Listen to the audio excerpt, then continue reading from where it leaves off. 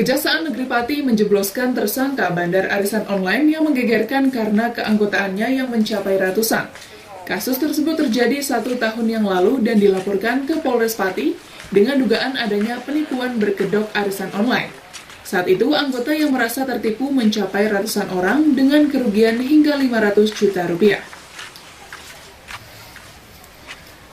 Bandar arisan online yang pernah dilaporkan ke Polres Pati setahun yang lalu dengan dugaan penipuan berkedok arisan online dengan kerugian mencapai 500 juta rupiah kini sudah ditangani Kejaksaan Negeri Pati, Jawa Tengah. Sri Widyastuti, warga desa Tegal Ombo, Kecamatan Dukuh Seti, digelandang ke Jari Pati dengan tuduhan penjualan arisan online dan dijebloskan ke penjara.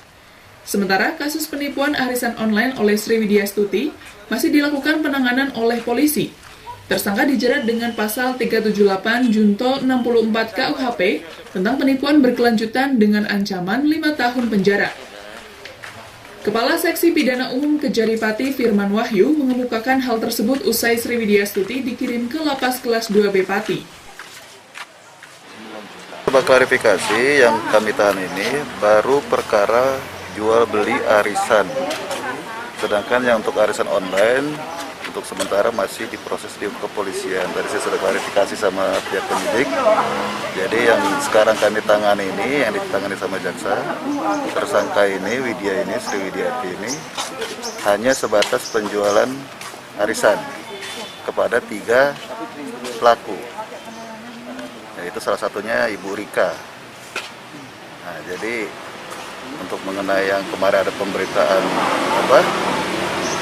arisan online yang ramai itu ternyata belum terrealisasi. Makanya harapan kami dari kejaksaan ke depan ini supaya tidak ada pelaku arisan online yang selanjutnya seperti itu, supaya ada unsur efek jerah dengan kami melakukan penahanan ini. 378 Junto 64 penipuan dengan berkelanjutan. Ancamannya, Pak? Ancamannya 5 tahun, kurang 5 tahun. Beberapa korban arisan online yang merasa dirugikan oleh Sri Widyastuti juga hadir di Kejari Pati. Mereka berharap tidak hanya kasus penjualan arisan online saja yang dituduhkan, namun juga kasus penipuannya. Karena kasus penipuan tersebut menyangkut ratusan anggota dengan kerugian hingga setengah miliar rupiah. Sangat merasa senang, alhamdulillah perjuangan kami selama hampir 1 tahun akhirnya berbuah manis. Ya, semoga